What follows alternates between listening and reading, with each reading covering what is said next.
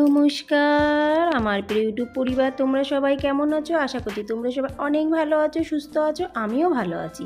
আমি সুপ্রিয়া। আমি তোমাদের সবাইকে আমন্ত্রণ জানাই নাসিকের ঘরকন্যার আরেকটি নতুন ব্লগে। যে প্রান্ত থেকে আমার ভিডিওটি, আমার ব্লগটি দেখছো, আশা করছি তোমরাও সবাই অনেক ভালো আছো। কালকের ভিডিওতে দেখেছিলে তোমরা, আমরা ঘুরতে গেছিলাম বৈতরণী ড্যামে। সত্যি অদ্ভুত একটা আনন্দ, একটা আলাদা শান্তি, যেন কোনো কাজ নেই, কিচ্ছু না, টাইম টু টাইম খাওয়া দাওয়া। কিন্তু ওই যে আবার সেই ঘুরে ফিরে তো ঘরে আসতেই হবে। ঘরে যখন আসলাম তখন তো অনেক রাত্রির। তারপরে ঘরের যে অবস্থা ছিল, কেন কি বেরানোর সময় তো মনে থাকে না, এইখানে জামা ওইখানে জামা, ওইখানে ওই জিনিস সেই জিনিস, জলের বোতল, দুনিয়া ঘর বোঝা থাকে। সেটা পরিষ্কার করে উঠতে উঠতে বেশ খানিকটা কিন্তু আমার আজকে সময় লাগলো। বাচ্চারা চলে গেছে স্কুলে, কর্তামশাই গেছে অফিসে। আজকে আর আমি হাঁটতে গেলাম না, কেন কি ওই টুকটাক নোংরা পরিষ্কার করতে গিয়ে আমার অনেকটা সময় চলে গেছে।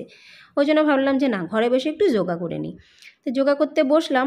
বসতে গিয়ে ভাবলাম যে আজ একটু বল দিয়ে করি। বল দিয়ে কিন্তু অনেক ধরনের যোগা এক্সারসাইজ হয়।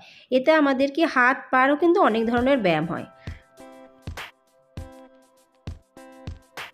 কদিন ধরে বৃষ্টি পড়েছে, আর কালকে তো প্রচণ্ড মারাত্মক বৃষ্টি হয়েছিল। আজকে প্রচুর হাওয়া চলছে। মেয়েরা সোয়েটার পরে স্কুলে গেছে, এমনকি কর্তামশাইও সোয়েটার পরে কিন্তু অফিস গেছে। ঘরের সমস্ত দরজা জানলা ভেজিয়ে দিয়েছি বলে তোমরা বুঝতে পারছো না। একটু গাছপালার দিকে তাকাও, তাকালেই বুঝতে পারবে কী পরিমাণে হাওয়া হচ্ছে। পুরো দমে মনে হচ্ছে শীতকাল। যাই হোক, কালকে যে জামা কাপড়গুলো পরে গেছিলাম সেইগুলো সব আমি কাচতে দিয়েছি মেশিনে। শুধু দুটো জামা রেখে দিয়েছি, যে দুটো হাতে ধুতে হবে, কিন্তু আজকে আর ধোবো না।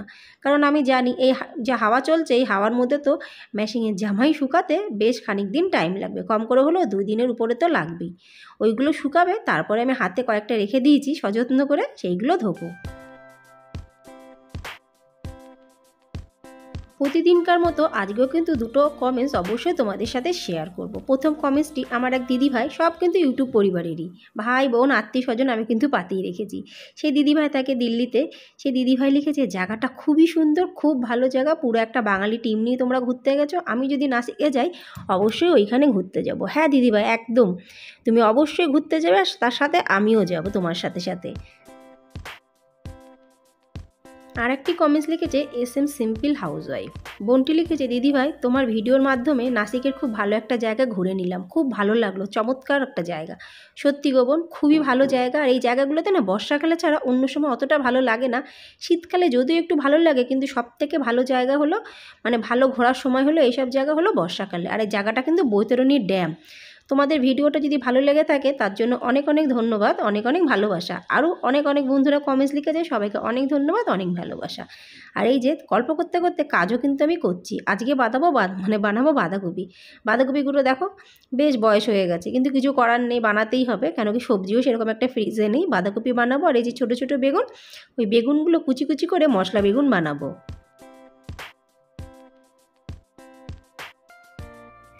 সকাল দিয়ে এখনও পর্যন্ত চা খাওয়ার সময়ই পাইনি। ওই জন্য ভাবলাম যে না, আর দেরি করলে চলবে না। চা খাওয়ার জন্য মুখটা কেমন চুইপুই চুইপুই করছে।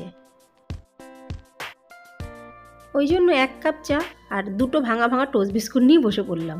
কেন কি বিস্কুট যেগুলো গোটা গোটা ছিল সেগুলো তো খাওয়া হয়ে যায় আগে আগে, আর যেগুলো ভাঙা ভাঙা থাকে সেগুলো তো পরে খাই। চা বিস্কুট খাওয়া শেষ, তারপরে ভাবলাম যে শুকনো শুকনো তরকারি হয়ে যাবে, একটু মটরের ডাল বানাই। ওই জন্য ফ্রিজের মধ্যেই তুমি ডালপত্র রাখি, ফ্রিজ থেকে বের করে নিলাম ওই প্লাস্টিক সমেতই মটরের ডাল।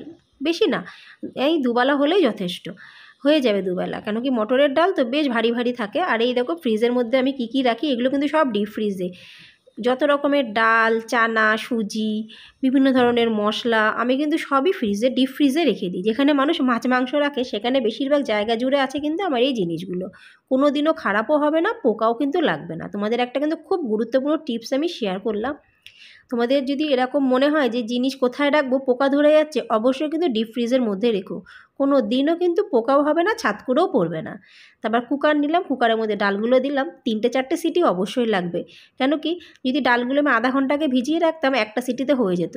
হঠাৎ করে ডালটা ভিজালাম তো, ওই জন্য কিন্তু 3 সিটি তো কম করে লাগবেই লাগবে।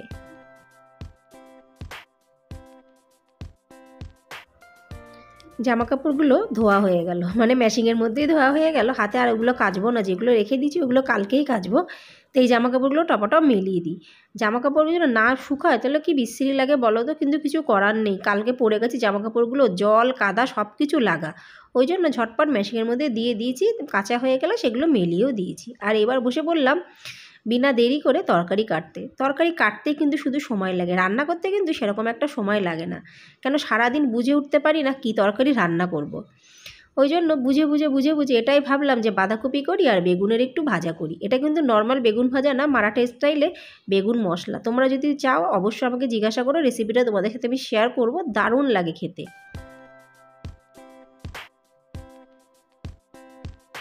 ওদিকে তরকারি কাটা শেষ, একটা একটা করে কিন্তু তরকারি আমি বসিয়ে দিয়েছি রান্না করতে। সময় নষ্ট না করে ঝটপট ঘর বারান্দা ঝাড়ু দিয়ে দিই। কী পরিমাণে যে হাওয়া হচ্ছে, ঝাড়ু দিচ্ছি একদিকে আর সেই নোংরাগুলো ঘরের ভেতরেই ঢুকে যাচ্ছে। তাই জন্য ভাবলাম দেরি না করে আগে বারান্দাটা ঝাড় দিয়ে মুছে নিই, তাহলে বারান্দাটা পরিষ্কার থাকবে, বারান্দার নোংরাগুলো তাহলে আর ঘরে যেতে পারবে না। কারণ প্রচুর হাওয়া হচ্ছে বন্ধুরা, একটু বাইরের দিকে তাকিয়ে দেখো, প্রচুর হাওয়া।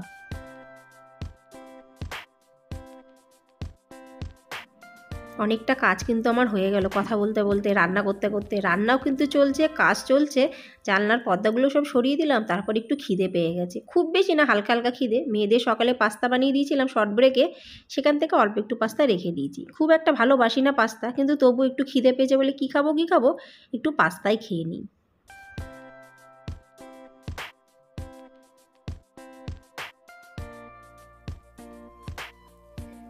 যেখানেই যাও না কোনো বন্ধুরা, ঘরের কিন্তু একটা টান থাকবেই। সেই সকালবেলায় বেরিয়েছিলাম আর তারপরে আস্তে আস্তে বেশ রাত্রির, কিন্তু যখন বাসে উঠলাম তখন ভাবলাম ইস ঘরে গিয়ে এই কাজ করতে হবে সেই কাজ করতে হবে। যতক্ষণ বন্ধুদের সাথে ছিলাম কোনো কিন্তু চিন্তাভাবনা ছিল না মাথার ভেতরে, যে ঘরের দিক আসা শুরু, সমস্ত কাজবাজের কথাগুলো কিন্তু মাথার মধ্যে এক এক করে।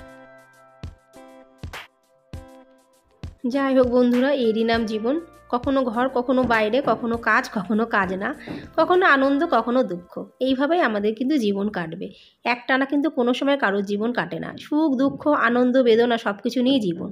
তার মধ্যে এই যে একটু ভেজে নিলাম বাদাম, কেন কি এই মহারাষ্ট্রের নাসিকে এসে বাদাম কিন্তু আমি এমনিও খাই, ভালোবাসি, আর তার সাথে সাথে তরকারির মধ্যেও দিই, বেশ কিন্তু ভালো লাগে। এটা কিন্তু শুকনো খোলায় প্রথমে বাদামটা ভেজে নিয়েছি, একটুও তেল না, পুরো শুকনো খোলাতে, তারপরে সেটাকে ঠান্ডা করে মিক্সিতে একটু পিষে নিয়েছি। একটু হালকা হালকা গোটা আছে, হালকা হালকা পিষা আছে, সব কিন্তু পুরো মিক্স একদমই না, তাহলে কিন্তু যে সবজিতে দেবো সেটা কাদা কাদা হয়ে যাবে। একটু খিচখিচে ভাব থাকা অবশ্যই দরকার।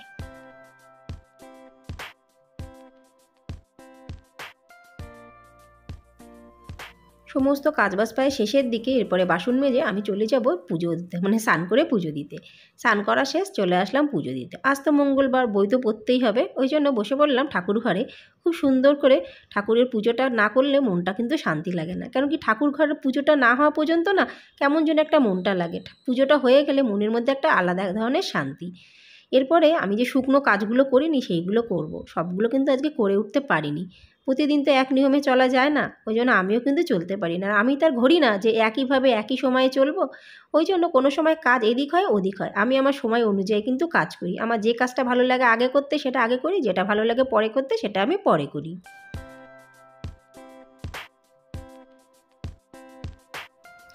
তোমাদের সাথে গল্প করছি, কাজ করছি, আমার কিন্তু বেশ ভালো লাগছে। আমার ব্লগটি কেমন লাগছে অবশ্যই কিন্তু আমাকে কমেন্টসে জানিও।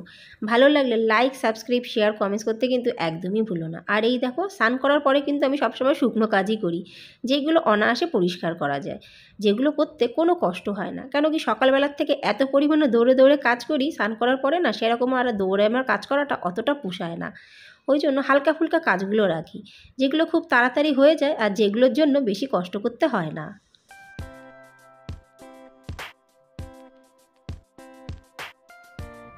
কাল যে ড্যামে গেছিলাম, বৈতরণী ড্যামে, ড্যামটা কিন্তু বর্ষাকালে প্রচুর জল থাকে। কেউ কিন্তু কোনো সময় আসলে বৈতরণী ড্যামে জলে কিন্তু যাওয়ার চেষ্টা করো না, কেন কি ওখানে মাটি উঁচু নিচু তো, কোথায় কেমন খাই আছে কেমন কী আছে তোমরা কিন্তু কেউ বুঝতে পারবে না। যদি সেটা পুরো শীতকালে আসো তাহলে তোমরা বুঝতে পারবে যে ড্যামটা কতটা ডিপ, দূরের থেকে কিন্তু কিচ্ছু বোঝা যায় না। খুব ইম্পর্ট্যান্ট কথা বলে তোমাদের সাথে কিন্তু আমি শেয়ার করে দিলাম। তোমরা ভাবতে পারো যে একদম জল নেই কিছু নেই, তো সামান্য একটা ছোট্ট ড্যাম, কিন্তু একদমই না, ওটা কিন্তু প্রচুর ডিপ। কেন কি আমরা শীতকালেও গেছি, বর্ষাকালেও গেছি, গরমকালেও গেছি, আর নাসিকে থাকি বলে আমাদের কিন্তু একটা আইডিয়াও আছে। আমার ছোটো মেয়ে চলে এসেছে, এবার টিফিন বক্সগুলো খুলে খুলে চেক করে করে দেখছি খেয়েছে কি খাইনি। রুটিটা খাইনি অর্ধেক, আর পনিরের তরকারি করেছি সেটাও অর্ধেকটা খাইনি, কিন্তু কিছু করার নেই। যাই হোক বন্ধুরা, আজকের ভিডিওটি এখানে সমাপ্ত করছি। আশা রাখছি আজকের ব্লগটি অবশ্যই তোমাদের ভালো লাগবে। ভালো লাগলে লাইক, সাবস্ক্রাইব, শেয়ার অবশ্যই করো। আবার দেখাবে পরবর্তী ব্লগে, ততক্ষণের জন্য নমস্কার।